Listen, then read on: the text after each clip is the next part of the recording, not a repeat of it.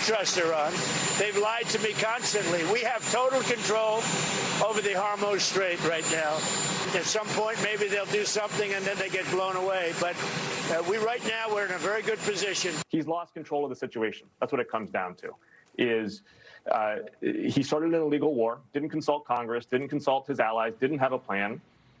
All varying opinions about where things stand in the Iran conflict. Let's bring in Fox News senior strategic analyst, retired General Jack Keane. General, always good to see you.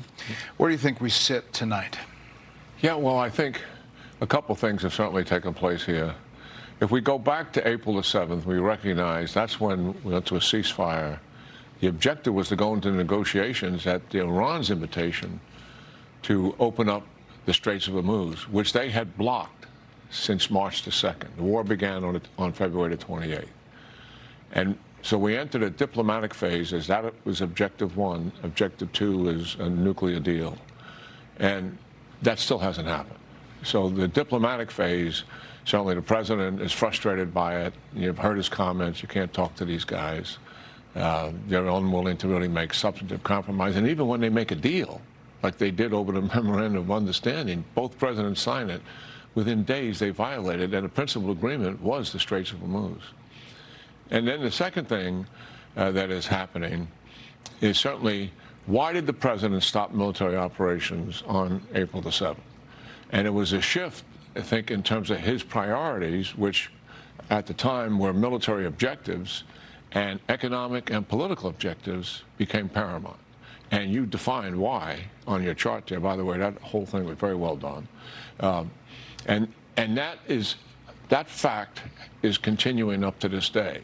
And it definitely has to deal with the political, midterms, economic, oil and gas prices. And that is a reality that the administration is trying to deal with. It doesn't mean that they're not going to return to combat operations. And I think the Iranians are in a position now where they believe, for two reasons, they have the upper hand.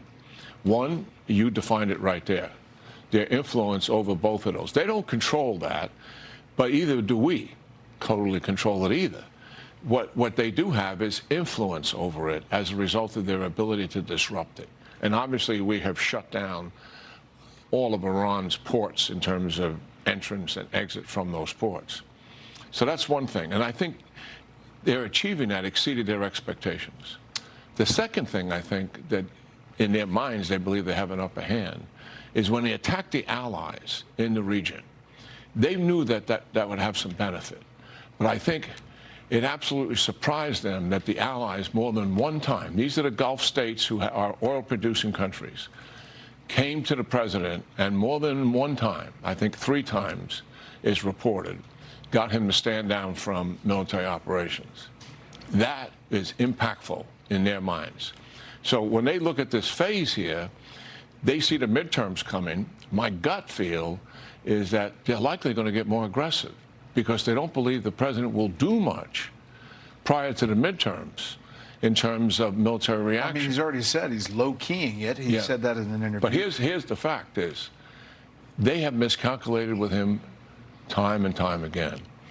And he is totally capable of shutting them down once and for all and crushing them with the ability that he has literally at his fingertips. The Israelis are full magazine depth. We have more capability in the region now than we had on February 28th, and it all is ready. So that leverage is there. It's his decision, to be sure. He calls it a wall of steel. He says the USA has total control of the strait. I think we'll keep it. Our naval blockade is being called by everyone a wall of steel. There's nothing Iran can do about it. They have no navy. They have no air force. The remaining soldiers are unpaid. The IRGC is decimated. Fleeing, their leadership is uncertain at best. Here's the IRGC commander on PBS. We have to attain deterrence so that the enemy never dares to attack us, so we can live with security. One way is to prolong this war until we get to the next term of the presidency and cause attrition, so that if anyone else wants to attack Iran, they will know there is a cost. Iranians say a lot of things, and you have to take some of it with a grain of salt. But we also have to get to ground truth about what we do control and don't control, and how much of effect that's having on Iran. Yeah. Well, my own feeling for it is we have had the blockade since April the 13th. So that's 4 months. And what we have a tendency to do is we look at Iran through the prism of what we believe is good economic benefit and bad economic benefit. So we're looking at currency, we're looking at the inflation rate, we're looking at the revenue, unpaid loss, soldiers, and it goes on and on and on. Here we are, 4 months into it.